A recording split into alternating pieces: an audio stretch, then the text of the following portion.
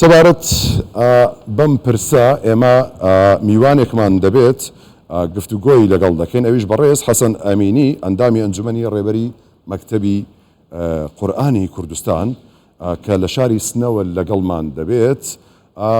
بەڕێز ئەمینی سڵاوی خواتان لێبێت، ئێوە وەکو مەکتەبی قورئان پشتیوانیتان لە مانگرتنی ئەمڕۆ کردبوو، ئایا بە ئامانجی خۆتان گەیشتن؟ چیتان گوت؟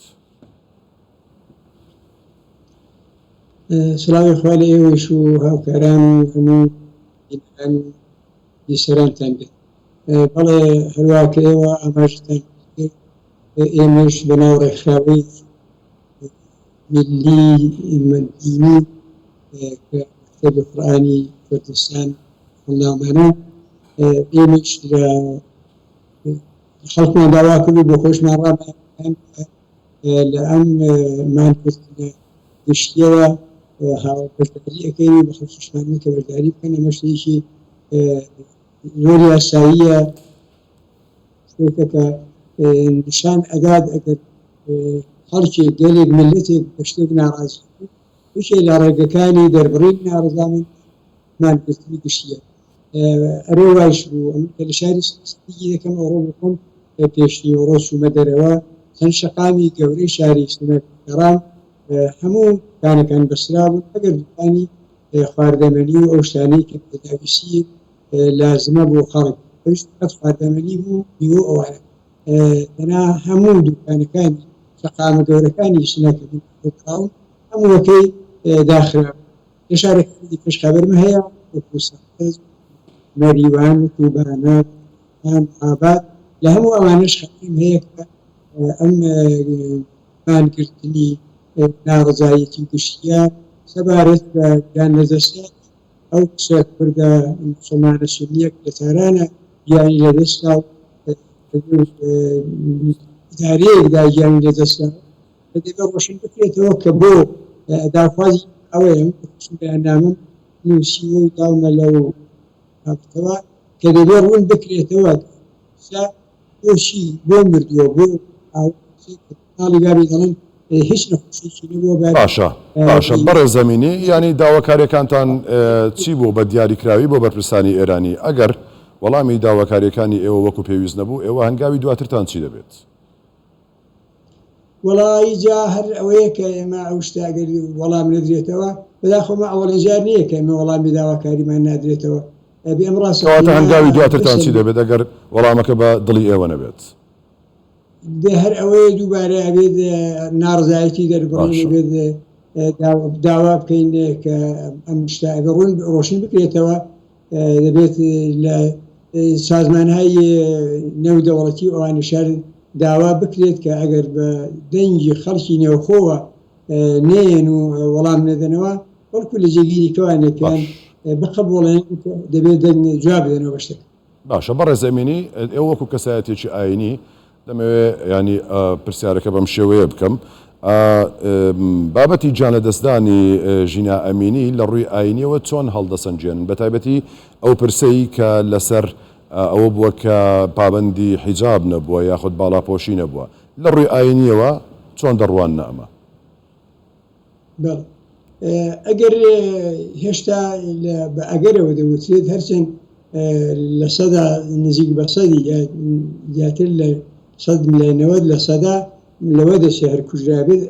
من بە ئەگەرەوە دەڵێم ئەگەر کوژرابێت ئاینی پیرۆزی ئیسلام دەڵێ من قتل نفسا بغير نفس أو فساد في الأرض فكأنما قتل الناس جميعا.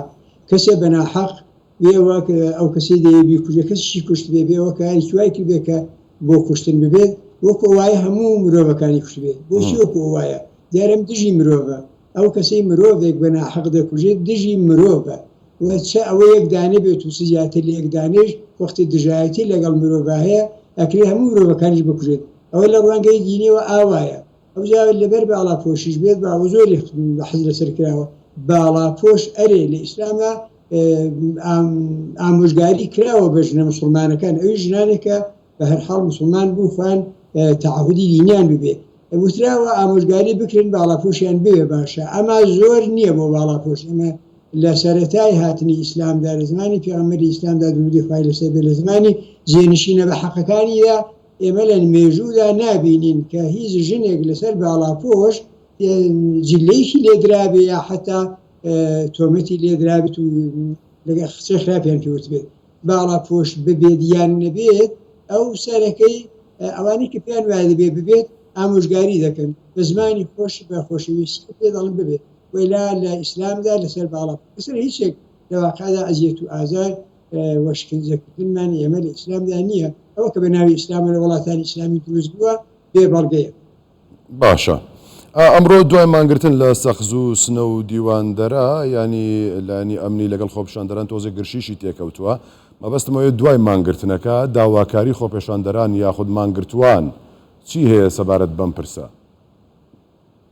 بۆ چیمانیان گرتووە داواکاریەکان هەر ئەوەیە ئەومان گرتن بووە لە هەموو شارەکانی کوردستان ڕۆژهەڵاتی کوردستاندا هەر بۆ ئەوە بووە کە ئەم شتە هەموو خەڵکی ناڕەحەت کردووە دڵی خەڵکی هەموو ناڕەحەت کردووە خەڵکی دڵیان بریندارە لە شتێکی وە کچێک کە تازە قرار بوو بچێتە زانکۆ دەرس بخوێنێت بچێتە دانشگا بۆشی دەبێت کەسێکی ئاوا لە غەریبیدا خەڵک ئەگەر مشکلەی هەبێت لە هەموو دنیادا دەچێت مشکلەکەی یێرە و کێشەکەی بە حکوومەت ئەڵێ کە یێرە کێشەم بۆ حەلکە وەلێ ئەم کچە بەداخەوە لە جێگەی کات کوژراوە کە جێگەکە بەدەست حکوومەتەوەیە خەڵک لەوە ناڕەحەتن ناڕازین و ئەمە کە ئیمڕۆکە ئەم گشتە شارە دوکانیان داخستووە میلیاردها زەرەری لەواقع ئابووری ماڵیان لێکەوتووە ئەمە هەموو ئەویان قبول کردووە دیارە زۆر ناڕازین بەکارەکە داخوازی دواییشیان ئێستایشیان هەر ئەوەیە